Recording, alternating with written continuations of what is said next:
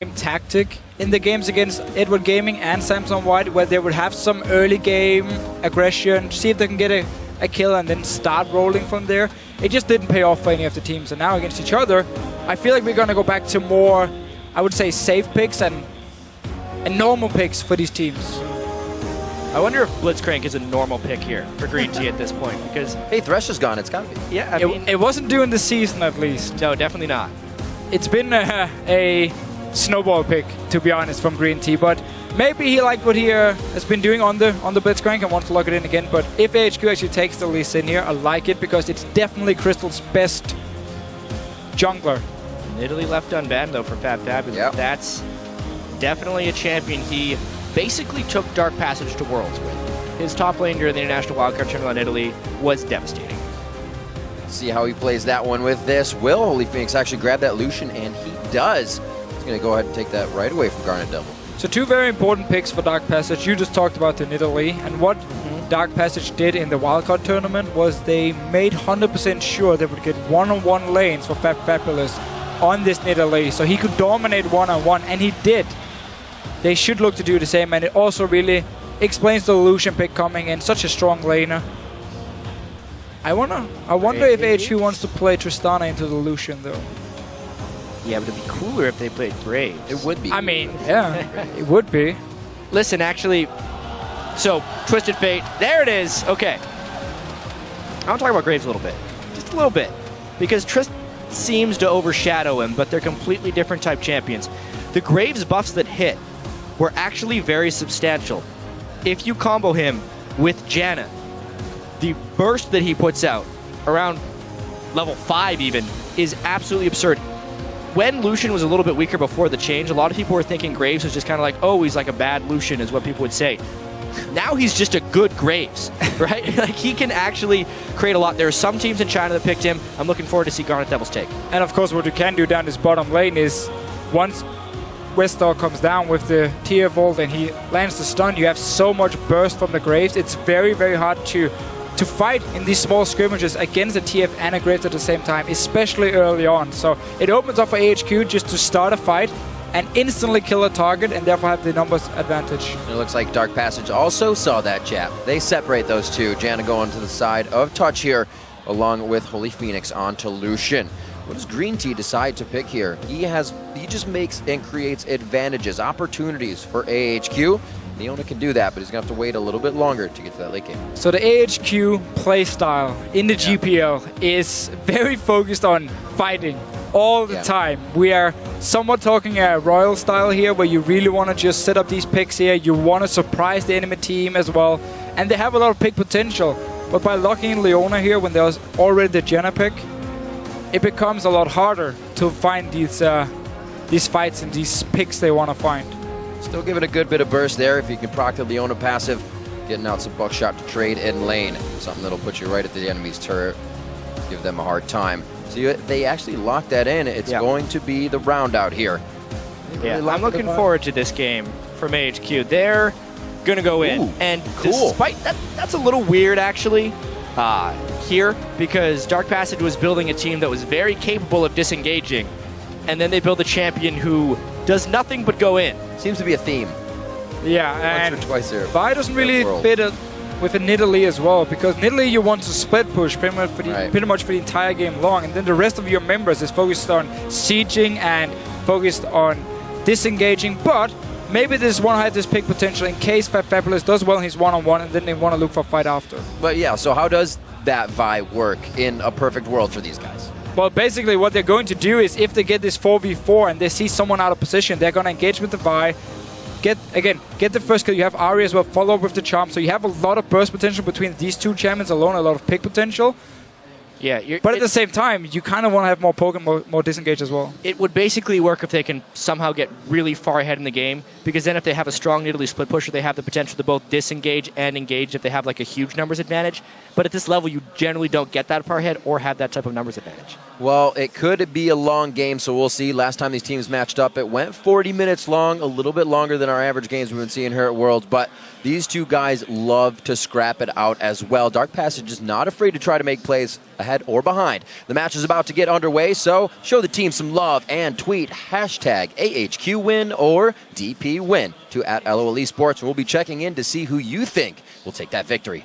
So I actually wouldn't be surprised if we're going to see a lot of action with both Fabulous and Crystal at the same time, and that could also explain the Vi pick, where they want to use it to set up an easy kill for the Nidalee in the one-on-one. We've seen it before in the wildcard tournament. They'd love to play together with those two. I think we're going to be onto the rift here. AHQ doesn't look like they're setting up anything crazy. Dark Passage. We'll see if they can get themselves into a position. See, it looks like it has Nas something up with his keyboard, maybe signifying that something didn't load correctly. We'll get that in just a few seconds. What's nice about this, actually, is it kind of reminded me of how few pauses we've had during the World Championship. It's been smooth sailing this far, you know. Knock on the desk. Well, again, really want to see what Crystal wants to do in this Vi pick.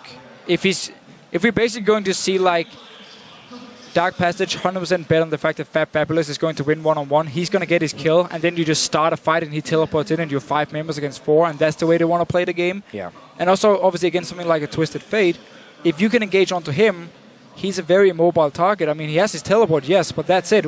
If you get onto him and you have a charm as well from Ahri, you can kill him instantly. So there's a lot of like kill pressure and burst potential between the Vi and the Ahri pick here, which could be used to surprise AHQ. Looking at the Dark Passage team composition, it's almost like they just picked for each lane. They don't have a overall cohesion to the team, but each lane can do well in its own right, and then Vi will work well with every lane individually. So it's very much a team that just wants to stay, maybe a 1-3-1 split push, 1-2-1 with Vi going around trying to make plays, something like that. But once again, those require gargantuan leads to actually work. And AHQ is very good individually, and it's unlikely to happen. They do have a pretty good like mid-game siege though, which you have Janna and Lucian at the same time, so they might be able to set something up around this 15-20 minute mark. Once again though, the Nidalee pick needs to do work. See what these teams can get out of the early game. A peripheral issue all fixed up, not a problem here, and we get the game underway. We've seen Dark Passage a few times getting some very, very deep wards in. A team that likes to get the 2v2. Looks like they're going to get it anyways out of this one with no problem or extra work needed. But this pick here for Green Tea is still very, very risky when you are against a Janna. I mean, the Monsoon or the Hurricane itself can basically stop Leona from ever going in. Yes, you can line your ulti from range, but that's going to be it. And unless you use that onto the Janna itself, there will always be the potential of the disengage. But there's a lot of like upfront CC coming from AHQ. You have Aurelia stun, you have Twisted Fate, and of course Leona following in. Yeah. So one member from Dark Passage out of position, and suddenly he's left for dead. Yeah, it's one of these team comps from AHQ where it just takes a gold card and then everyone else can pile on really, really easily. And it makes a lot of sense here. Westdoor's Twisted Fate is legendary for a reason. I will like to predict that Mikhail's fairly early here for Hold on to that. I hope he's going to build it. There's a lot of targets here where... Well, we've seen the Magi's lately, right? Everybody would be like, oh, that's a troll. But not really. Now you're Janna, you can sit on the back line. We've seen Magi's coming out all over the place this Worlds. Yeah, I mean, Soul Stealer is fine as long as you don't actually need the Mikhails as the early item, which in this comp you definitely do. One of the reasons actually we don't see Leona very often is because she's countered so hard by Mikhails and by disengage from all these supports here. So a little bit of help, obviously, to the junglers to keep them on par here throughout the early game. They are going to end up on opposite sides of the jungle, so we'll see how that affects the solo lane for Crystal up top if he chooses to go hard with Fabulous. Not much crowd control to work with there, so they may just keep themselves safe, and Crystal wants to get himself to 6. There's the damage already coming out of Holy Phoenix, and Touch trying to get a little upper hand. And they had to win this early game from Touch and Holy Phoenix side. When you have the Lucian, you have the Janna as well. Leona can only go in and kind of execute one minion, and then she's pretty much done in the early push. So Dark Passage will be winning their race for level 2 in this bottom lane, and she'll be able to actually... Well, and how on earth did they lose? 2? That is not good for Dark Passage. Exhaust burn for nothing. How on earth? They didn't push fast enough. Straight up. They used both of the Targon stacks to push faster. Garnet Devil used his buckshot. Graves Leona pushed faster than this case. Well, that shouldn't have happened here with the double range. They should easily have been able to get the minions down in time. Yes, okay, the Relic Shield is annoying to deal with, but you have the Janna. And we have seen this Janna pick for like Royal Club. being used to always get the early pressure and always get the early level 2 because they can just instantly push away for the double ranged. The importance of those early game mechanics. We actually saw Holy Phoenix and Touch had a bit of an upper hand, but they were going for the auto attacks, not the CS. Very true. Pays They were off. trading, trying to trade instead of going for minions. Pays off for Garnet and Green Tea in the end. They're going to go ahead and get this pressure on very nicely. This may call Crystal down now as he ended up in the top lane. And the only thing they actually gained from the trade with the champions was the fact Graves has used his health potion, but that was it. Yep. So we had full focus on minions from AHQ, full focus on champions from Dark Passage. In the end, didn't pay off. He's going to be warded out on that. The team says don't even worry about it. We're going to ping you here. There's a ward in the bush right now. Looks like he's just going to go ahead and hover around the white in his jungle. Slowly waiting in the fog now. Nas sitting on his own ward, so he's safe for that one. Looks like that one just died behind red, so he's not going to be known that he's in the upper part of the jungle. Crystal, however, going for the gank. A little surprised he's coming down here so early. The level 3 Vi gank is typically not super threatening, but they're hoping to catch Green Tea in an all-in. It was kind of given away that was spotted, and they backed up as soon as he walked on the ward. Could be a very nice path, though, for Crystal to come back around this one. Westdoor says, my Spidey sense is going off. I'm going to rotate up towards Nas. This will be a safe escape. Yeah, and he knows where Crystal is, and of course his own jungle on the top side, so he's should be fairly safe. Now he needs to be careful, though, because Crystal's been gone for a while, and he doesn't actually know where he is anymore. Yeah, if they could combo a charm, they may have enough damage to kill. Vi level 3 is actually pretty low on damage. I'm very surprised he's trying for so many level 3 ganks here. Uh-oh. Should be all right. Fat Fabulous gets himself in the brush. He'll get that speed. A little bit harassed, but the knowledge of Nas now in the favor of Crystal. He's going to start denying some jungle. Westdoor is actually not running Ghost on his Twisted Fate, like we see from most other regions or Twisted Fate players, simply just for the extra mobility, both in team fights and also for your ganks. It's extremely strong. He wants some more lane pressure here against Naru, so we could potentially see him and Nas try and go for some kills in this mid lane. Crystal, though, is back to farming, even though he did delay himself quite a bit by actually standing both in the bottom lane and then up towards his mid lane. We'll see where Crystal does from this. He doesn't feel too safe right now. Obviously, just grabbing the big one. Gonna leave that and try and hurt Nas more than help him out on that one. Holy Phoenix now getting the lane pushed up. They're keeping it quite even in CS across the board, so it's all about this first move. No jungler there to assist on that, and Westdoor is going to have to back off of this. Not much mana. Looks like he's going to stay, get these last two. I'm still paying a lot of attention to Crystal because he is really delaying his level 6 here, and he spent so much time to wait around in the brush. Unless he gets something positive happening, he's going to set himself way behind. Well, Going in for this one here, but force a flash. Oh, they do indeed force the flash. Ardent Blaze does not give Phoenix enough room to continue to chase with the passive speed. Nice Lightbringers, though, keeping on that harass. Calling Nas down, walking through a ward. Upper hands now, little plays going in favor of Dark Passage. Naru tries to go hard in the mid lane. The Ignites are used. Orb of Deception just missing as he eats 2 shots from the turret. Still some very good aggression here from Naru in the mid lane. He's actually been pretty impressive this tournament. He's been holding his own in lane for most of the games, and also just at the wildcard tournament, he was one of the most impressive mid laners, showing some great mechanics. Bottom lane though, yes, you forced a flash from Leona, but you have to return now to this bottom lane and punish her for not having the flash. Otherwise, it's not really worth it, and at the same time, you want to just sit back and farm now and get your level 6. he's such a low level. Yeah, exactly. Maybe he could return a level 6, but if you're Vi, you want to use that level 6 gank, usually mid lane with Naru's Ahri to create a guaranteed kill, where the flash has been burned as well. It really seems like though the tactic from Dark Passage evolves around Holy Phoenix. And Crystal in most of the games is actually paying a lot of attention to the bottom lane very early on. Against Samson White, some of the games we saw, he would just sit bottom lane even when his buffs were spawning, and he would actually end up losing both, or at least lose the blue buff because he was still sitting bottom lane trying to get Holy Phoenix ahead. And I don't feel like they have to. He's doing fine alone in the laning phase. Why not rush for level 6, go mid lane, and get Naru ahead on this Ahri pick here so he can snowball.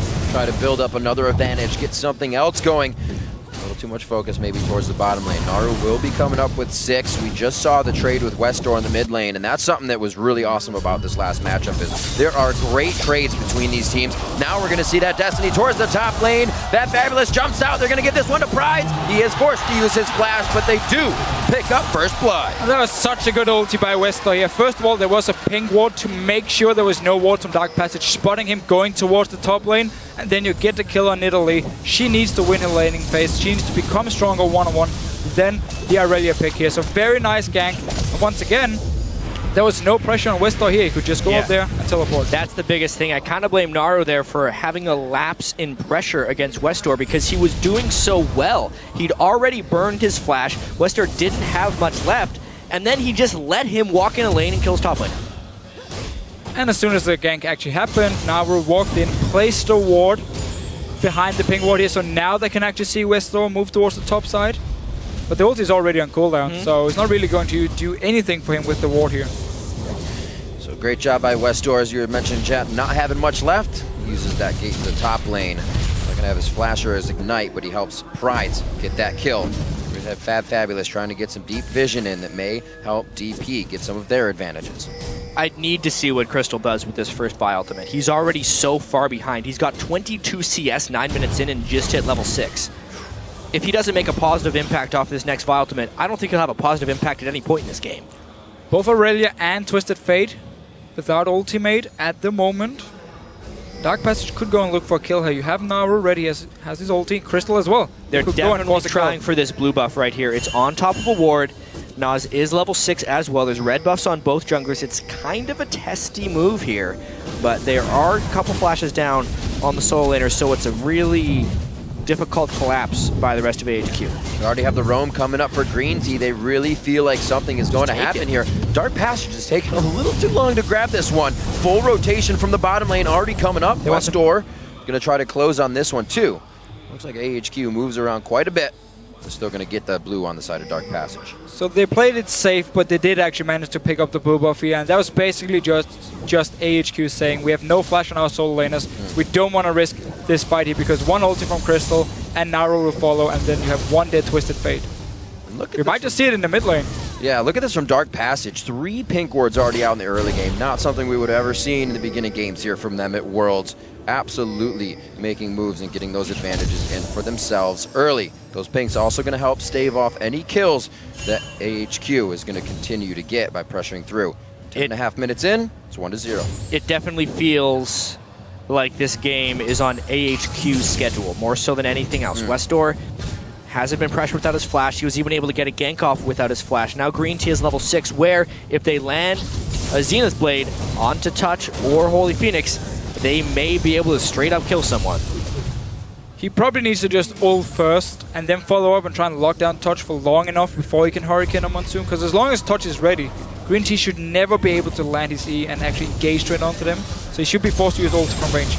Up in top lane though, small skirmish going on. Back and forth, both level 8. The heals going to come in to help Fabulous stay sustained on that one. Crystal missing a pink ward towards the top lane. He's going to start heading down towards mid, but still no assault and battery from him just yet. Uh-oh. Touch in a bad spot, but Ahri was there to block. Yeah, they don't have the vision.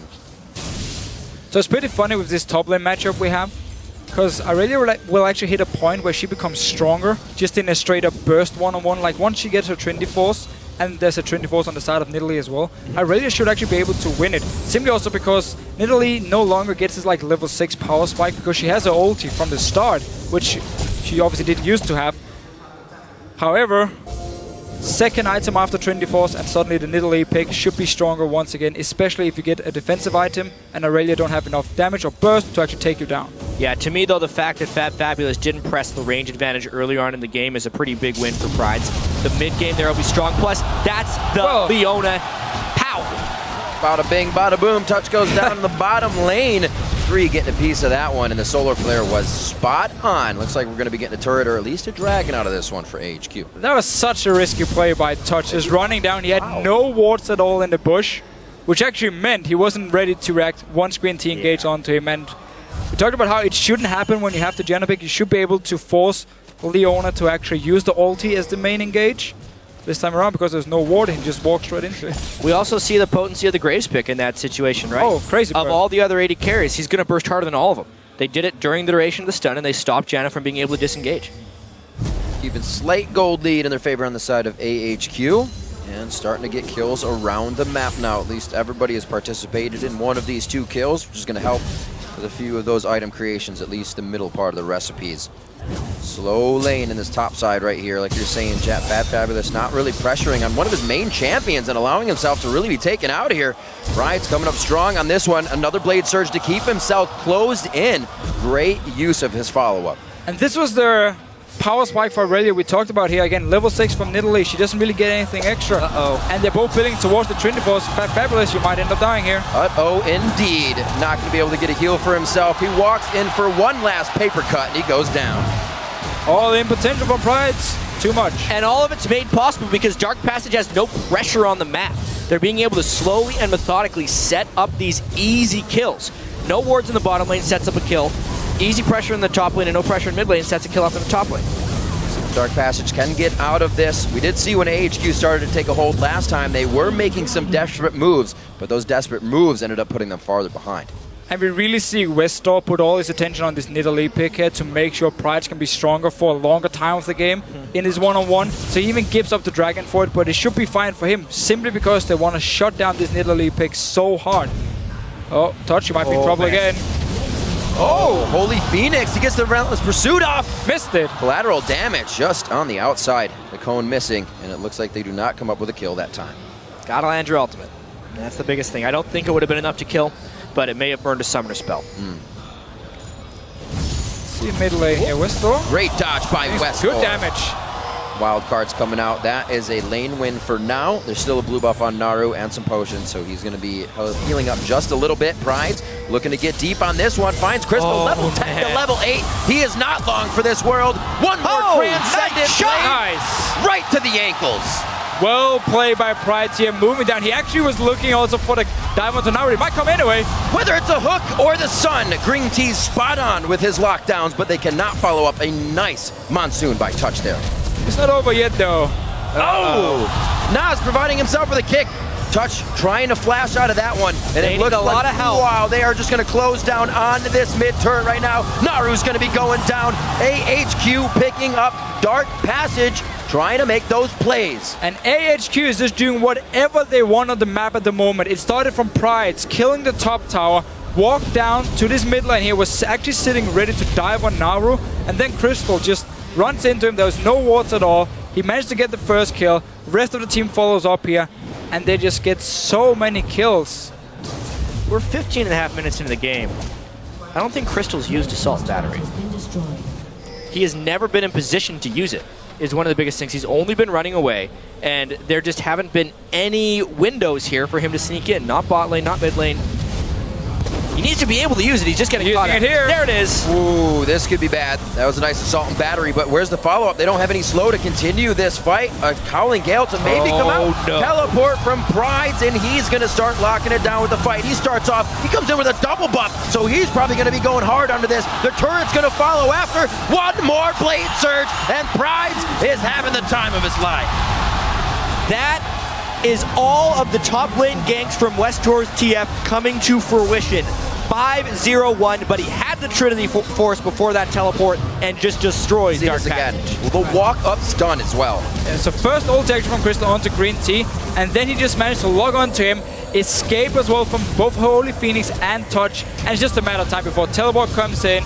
We have Nas down here as well on the Lee Sin, and just cleaning it up. It was so nice here from Price. He actually was able to last hit with his Blade Surge on the first target to get it and have the reset onto Touch. Oh, it was one. This is unfair. Oh, It's 4 people. Fabulous. Oh, Green Tea's like, I want a piece. Give me a piece here. A teleport up to the top lane. Pride's still going now onto Crystal. He's going to get another one for himself, and this is just getting a little crazy. Yeah, we've all been in this situation where the enemy team has an Aurelia who just snowballs out of control, and she can kill everyone in this one-on-one here, and Fabulous just constantly being shut down by multiple members from AHQ. Better nerf Aurelia. Better shut her down a little bit, or at least stop Absolutely. people from helping her out, because this is just out of control. Pride's has been enormous for AHQ. He picked up Nidalee over Fab Fabulous last game, and he still wrecked a game with it. Now giving Fab Fabulous his main champion. Uh-oh. Pride's now to the bottom lane. He goes for Holy Phoenix here. Not being able to use the Relentless Pursuit to get out of this. Oh, collateral damage. One more shot. Nobody's going to be in range.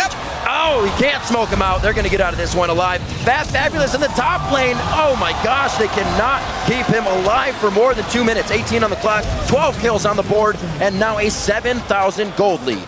The ganks are just coming in every conceivable moment right now. The lanes have broken down. Everything is just completely crumbled and fallen apart for Dark Passage. You pretty much only have one option now, and it's actually to pull a Starhunt Royal Club. Wait in a bush, hope someone from AHQ is going to face check you, get a kill, and just try and delay the game a little bit. Yeah. Garnet Devil, I'm trying one-on-one Crystal down here. Fancy feet. Saying that was a warning shot. Gets out alive on that. No kills right now. The shutout coming in for AHQ, doing a very nice job at keeping everybody omnipresent on the map. They're just showing up out of the woodwork when they want to. Sightstone's already really just closing out on Dark Passage because they're not able to get rid of this vision. AHQ sees them everywhere. And it was pretty clear we had a plan from Dark Passage coming into the game. Crystal wanted to put all his focus on this bottom lane to make sure Holy Phoenix could get ahead. Problem was he did it on Vi before level 6, which means he had no pressure in the lane at all. And in the mid lane, while they did force the the flash from Westor just one-on-one with Naru, he didn't place the ward in time to actually spot Westor going towards the top side. He placed it after the gank had happened. And then from there on and out, it was just impossible for Dark Passage to do anything because Pride suddenly just started snowballing completely out of control. And for AHQ, I think this is a big momentum game as well. Right? They win this game, they try and take the positive feelings into their game against EDG.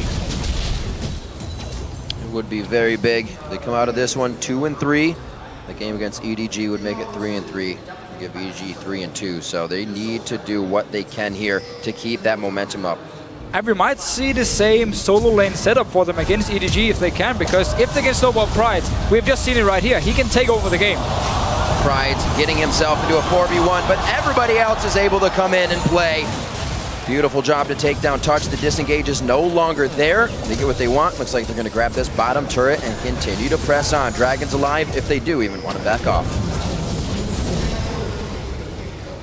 Well, I think they're probably just going to go back to Dragon instead. They're actually building very glass cannon on the majority of their team members, so there's a little bit of risk that they would be able to get counted on, but it's 13-0 and a 9,000 gold lead. Make it 10 after this Dragon. Again, we're just going to have to see Dark Passage try and set up a potential trap. I mean, you have the Ari pick here. If people face shake you and you land a charm, you do have a lot of damage. Naru needs to be careful in here, though. Oh, wow. Jeez. Green Tea not afraid to make plays. Dodges out turret shots on that one. He was just out of range on the charm as it pulled him in. Just crossing 20 minutes now. Different part of the game here. 13-0. Pride 6-0-2 in the top lane. Down in CS, but it doesn't matter. He's been just tearing people's faces off as Fat Fabulous tries to farm. He's getting everything he wants. So you see if they can two-man this up here. Crystal, even afraid to clear that ward. They were hoping to 1v5 him. Or 5v1 him, rather. You're only giving him more of that tenacity. Giving him more people to kill. So it was actually smart enough because everyone else from AHQ had gone back to base. So Dark Passage just sent all 5 members to the top lane, hoping Pride would overextend. That basically would have been the Royal Club special from the game we just saw. It would. They would have been able to kill the top lane, or they would have immediately had to turn tides to Baron. But the worst part about that play was we have seen Royal Club do it before, and yet weren't ready for it until we saw the Fist sitting in the bush and was like, oh, they want to kill Dyrus right here. Oh, that play again. Oh, right, yeah. Now AHQ, definitely a possibility to focus on closing this one out, working on getting into the base as fast as possible. Teams are definitely going to see a weakness here. If they cannot close this out, they're going to use it against them. They have to actually just split up here, use Pride down this bottom lane because he's so strong. No matter who Dark Passage sent down here, is going to die. So he can just push it up by himself. He does have teleport ready as well. That Fabulous on Nidalee here might actually look to be a bit more of a team fighter because he can one-on-one, so getting some magic pin on his boots just to try and do some damage with his spear. This is weird. Hey, a nice pair of shoes. It's pretty much his only choice. Good. Honestly, if he's going one-on-one at this point, he's too far behind to do anything, so you might as well stick with your team. And if you can do some damage with your poke, maybe it can pay off. It's a big maybe. I took the words right out of my mouth. We'll see what they can continue to provide as pressure here. Westor has not made too many of the Destiny plays coming up. Dark Passage is keeping themselves on the safe side of things as they stay in a death ball, which isn't really killing too much. They're just trying to stay together and prevent the carnage that is AHQ. Uh-oh. However, the split push is working for AHQ. They need to make this one go, and that's... The kind of rule of thumb here was you're not supposed to leave anybody else on your team. Crystal was looking for a few more wards as Touch backed off, and it cost him his life. Baron time. Still 4 members of Dark Passage. I mean, they have to go for this fight. This is the chance to come back. If they can ace AHQ here, they might still have a chance. A little bit of vision. We've seen the Howling Gale take the Baron. Will it happen for Touch? Looks like, oh, they just turned off of it on this one. Naru's going to be a focus. Green Tea just missing the Zenith, but the Ignite is able to burn him out on the last tick. A few more shots. Pride picks up 7-0-3 on the game. Looks like they're going to head back for Baron. It's all about the turn and kill right there for AHQ. They have enough CC and enough initiation that they are completely neutralizing Touch's Monsoon. Here we go. Crystal's going to try to get into range here. Pride's with just about the amount of HP Fabulous has, still able to fight him down from full. And it looks like Crystal can get into range here. Let's see what AHQ does to trick them into trying to fight this Baron. They keep staying at this Baron here, so Dark Passage actually managed to force them away, force them to go back to base, delayed him just a little bit. The thing is, AHQ has 2 options right now. You can keep forcing this Baron here. At some point, you will get the picks you need, you will get the team fight, and you should be able to take the Baron. The question is just how long is it going to take you? Otherwise, just go back to what you did before. Westdoor sitting in the mid lane, you have Garnet Devil and Green Tea sitting in the bottom lane, and you have Pride sitting in the top lane, and you just push up every single lane because you are so strong in one-on-one 2v2. Wow. And it's easy for Westdoor to just pick one of the lanes and say, okay, I'm going to go kill the top lane, kill it, get the tower, push it into the base. So much map pressure for AHQ. Again, can they put that pressure down right now? They're kind of looking for kills. It's all about closing out the game. Teams are going to be able to do that quite fast as we make it out of the group stages. 16-0, looking very good. They got to feel confident, but they're not over pushing, which is going to get themselves in trouble. Fabulous doing what he can to try and grab vision because they are not able to keep their wards up on even their own side of the jungle. Crystal, level 15 to 11 we're looking at right there. Not having the best game. HQ should pick up the pace a little bit, honestly. They're up 16 kills to 0. Obviously, they don't want to make a mistake. They're going to try and rinse and repeat exactly what they have done previously. Pride's had to use teleport before, though, which will actually hurt them a little bit in terms of the split pushing, because he's not able to be down his bottom lane right now. Let's see if they actually want to start this Baron. They do. I think they've scared Crystal off enough.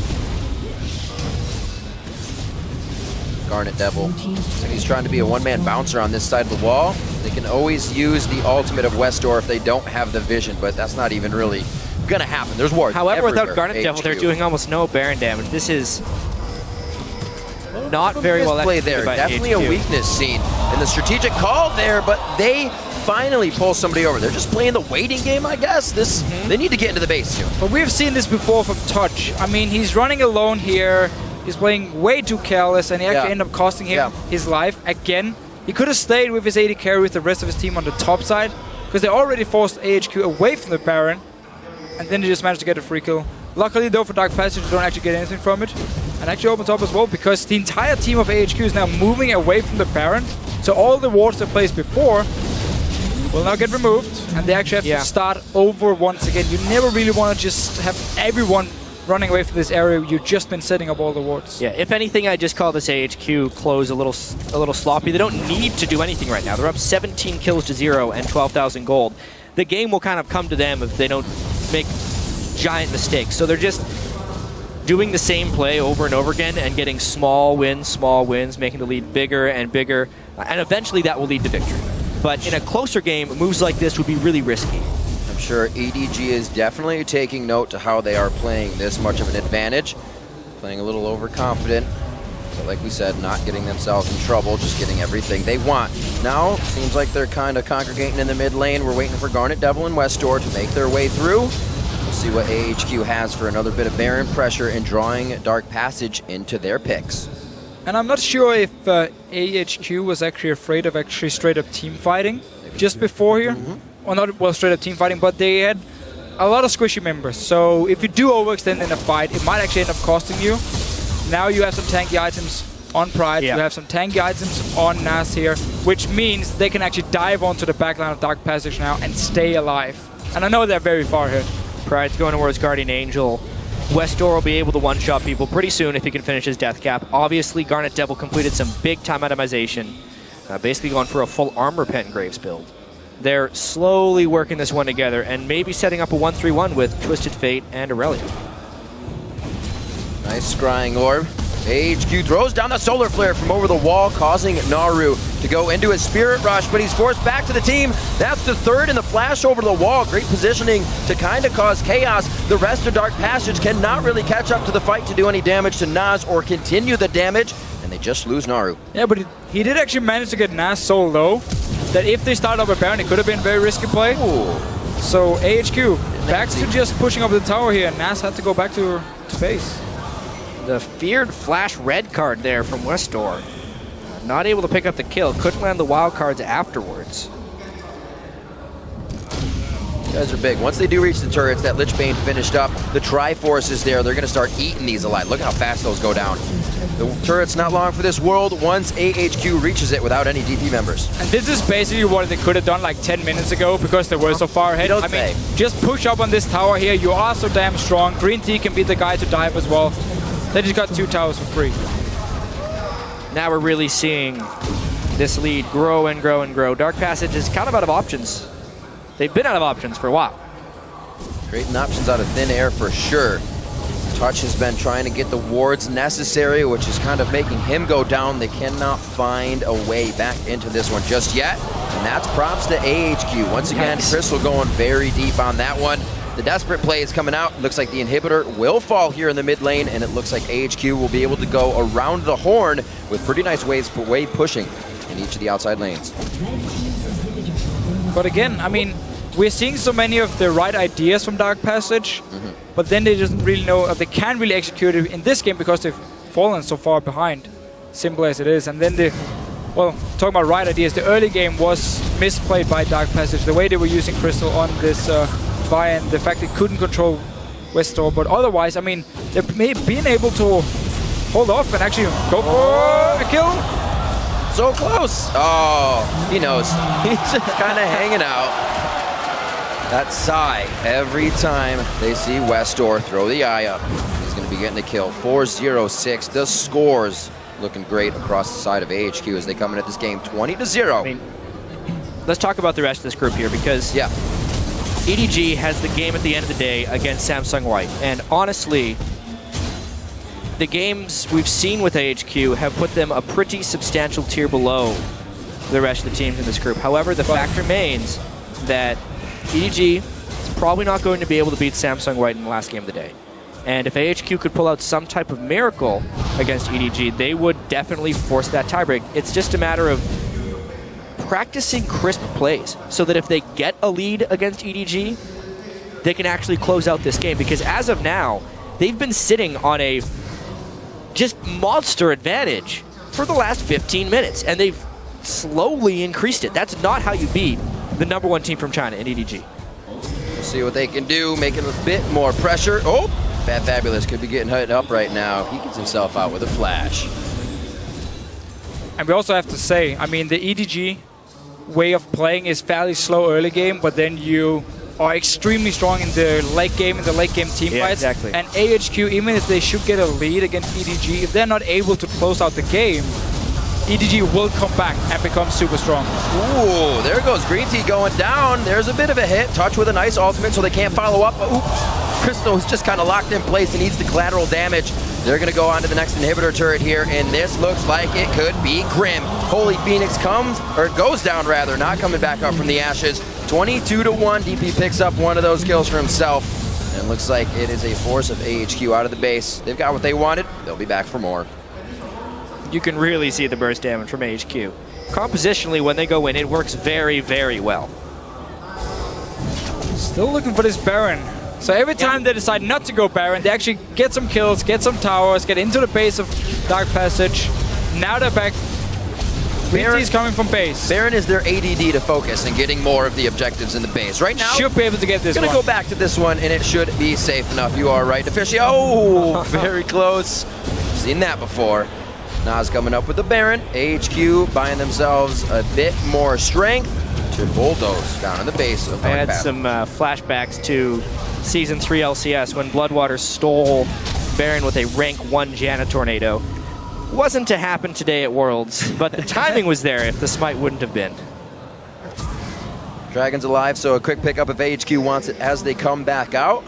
Wards going up by Dark Passage that really won't be able to be defended once AHQ gets themselves in range. But they're doing what they can this last part of the game, trying to stave off as much power and really getting a great learning experience out of being this far behind, how to just stop a team from continuously pushing you back in your own base.